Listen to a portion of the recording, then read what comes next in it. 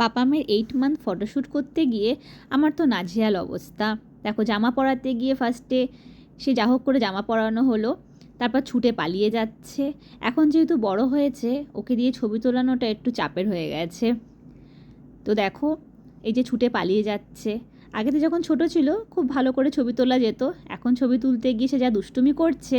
তারপর দেখো, পাপামকে সানগ্লাস পরিয়ে দিয়েছিলাম, কেমন লাগছে তোমরা জানিও। এইবার ঢুকে গেছে ফটোশ্যুটের মাঝখানে ওর দিদিয়া তো ঢুকে ভাইয়ার সাথে ব্যাস আরও দুষ্টুমি খুনসুটি স্টার্ট।